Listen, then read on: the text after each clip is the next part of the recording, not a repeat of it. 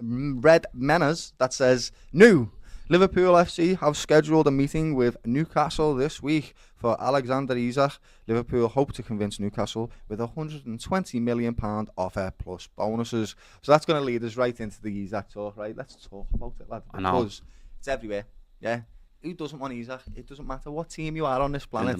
He goes into that team. He's that good. Yeah. And when you're looking at what we were just talking about, where Diaz is on his way out, we're getting 65, 70 million for him, right? About around that fee. 65-ish, and then, yeah. We're still making a profit on him, by the way, which is absolutely brilliant. Yeah. And he's 28. He's older. He's won us all the trophies already. Sound. Yeah, it's almost like we shouldn't get rid of him. But we have. But if we're getting rid of him to get somebody like Isak in, who's 3 years younger, probably a better player, let's be honest. Like, Luis Diaz is fantastic, but Isak, right now, what we need probably fits us a bit better, right? He's the best around, I think, isn't he? That's who's available, it seems. I mean, like, legitimately available after his statement to leave the club. So. I'd like to know, even so, right, the players that aren't available, like when you're talking about Mbappe's and that, you can tell me in the comments, who is the best striker in the world right now? I don't think, it's hard to pick, there's not many of them, right? I think Mbappe's gone down a bit, and everyone, I think everyone's gone, oh, he might have just, like, I don't know, flatlined a bit, but let us know in the comments, innit? Get them in. I reckon Isak is probably the top 3, top 5 strikers in the world right now. Yeah, definitely. I genuinely think so. I think people like Julian Alvarez get overlooked a little bit. I absolutely love that kid. I think he's a brilliant all-rounder. Yeah. But when you're looking at top strikers, Liverpool want to go out and grab one, and Isak is right there, available. He's kicked up a fuss at Newcastle now. Oh. My mates P-Mac and Shadi have been sending all kinds of bloody AI images of Eddie Howe holding his head while Isak's eating a steak bacon that in the Liverpool shirt. No, love it. Well, look, I think Isak, the way he played against us as well, it's like, oh god, and the way he scored that, smashed it in past Callagher, and I love it. Verge is just like, yeah, we need to get him, we need to get him. And then had a few words, didn't he? There was that clip after the game, and he was like, yeah.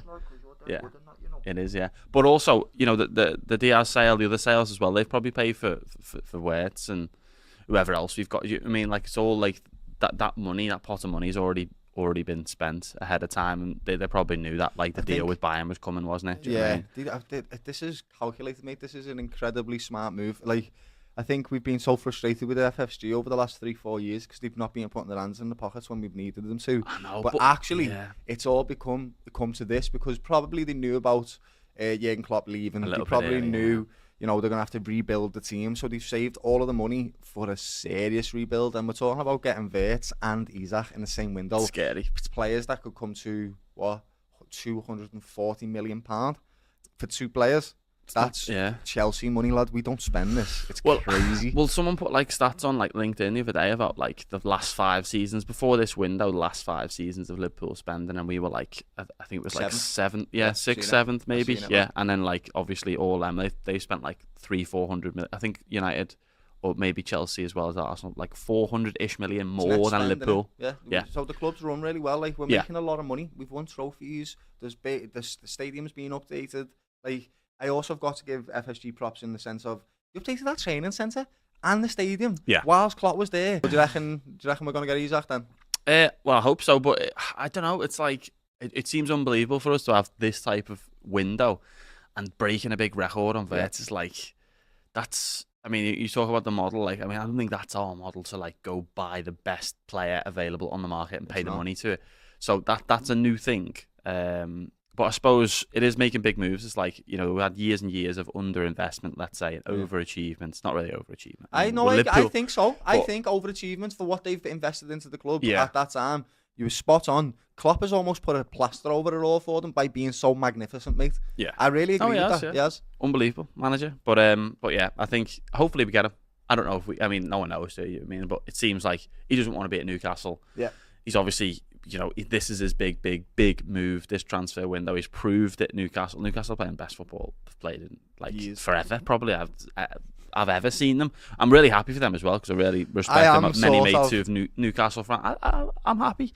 They're a proper club, mate, and they deserve the investments. I'm talking about us going, we've been invested in and overachieving. Newcastle, definitely. I get it. And Yeah, I'm happy for them, but It's you all the you don't stuff have to I've be, been mate. seeing It's fine. online with the Isak stuff, and they're all losing their minds over it and creating this rivalry between Liverpool and Newcastle. That's just not there. We want to like us. There are Celtic brothers on the other side of the coast with a funny accent like us. You know what I mean? Like, Yeah, no, exactly. we're Yeah, supposed to be mates. You know what I mean? and the country against us, innit? Do you know what I mean? It is exactly that, lad.